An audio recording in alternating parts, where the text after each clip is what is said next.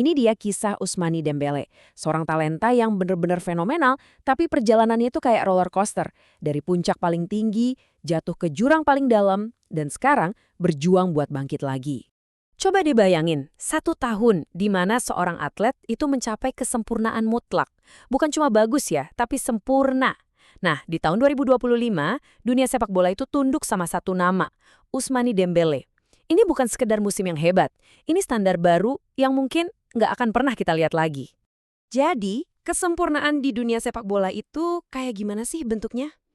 Buat Dembélé di tahun 2025, itu bukan cuma sekedar tahun yang bagus.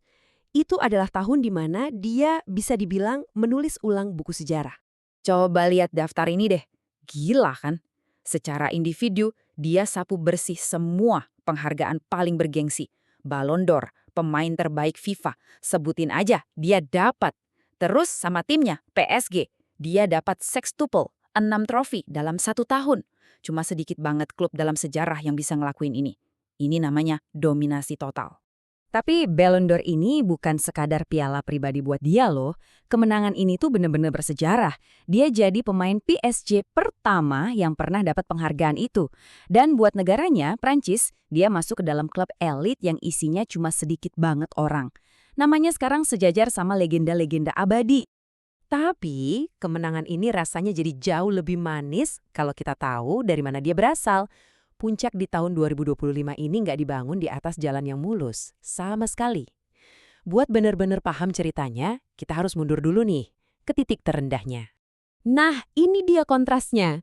Sebelum jadi raja, dia itu ada di titik paling bawah. Ceritanya beda banget, beda jauh. Yap, gagal total atau flop. Itu label yang nempel di dia selama bertahun-tahun di Barcelona. Potensinya yang luar biasa itu seolah-olah ketutup sama satu momok yang sama, yang datang lagi dan lagi, cedera. 120 pertandingan. Coba, biarin angka itu meresap dulu. 120.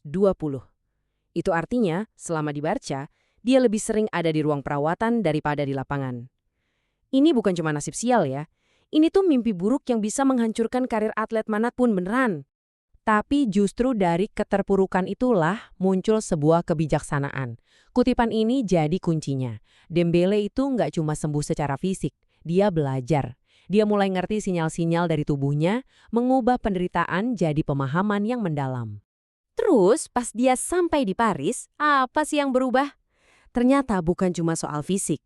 Ada satu faktor penting lain yang ngebantu dia bangkit. Seorang pelatih bernama Luis Enrique. Nah, ini dia perubahan mindsetnya. Luis Enrique itu nggak nuntut Dembélé buat jadi pahlawan sendirian. Filosofinya simple, fokus aja ke tim, nanti kehebatan pribadimu bakal keluar dengan sendirinya. Kepercayaan inilah yang akhirnya ngelepasin monster dalam diri Dembélé. Oke, dengan status sebagai pemain terbaik dunia, tentu aja ada imbalan finansial yang luar biasa. Yuk, kita intip angka-angka di balik puncak karirnya. Angka-angkanya bener-bener gila. 18 juta euro setahun. Kalau kita pecah lagi, itu artinya 1,5 juta euro kali tiap bulan. Dan ini puncaknya, hampir 50.000 euro setiap hari. Sukses di lapangan itu benar-benar diterjemahkan jadi kekayaan yang nggak kebayang. Angka ini langsung menempatkan dia di singgasana. Dia bukan cuma salah satu yang termahal, dia adalah yang paling mahal di PSG dan di seluruh liga. Gajinya bahkan ngalahin kapten legendaris klub Marquinhos. Statusnya udah nggak bisa diperdebatkan lagi. Nah, ini dia pertanyaan yang menghantui setiap juara. Nyampe puncak itu satu hal, tapi bertahan di sana itu tantangan yang sangat sekali beda. Dan buat Dembélé, tantangan ini datang lebih cepat dari yang dikira siapapun. Sayangnya, kisah ini malah berbelok ke arah yang tragis. Tepat setelah mencapai puncak, Dembélé harus berhadapan lagi sama iblis dari masa lalunya.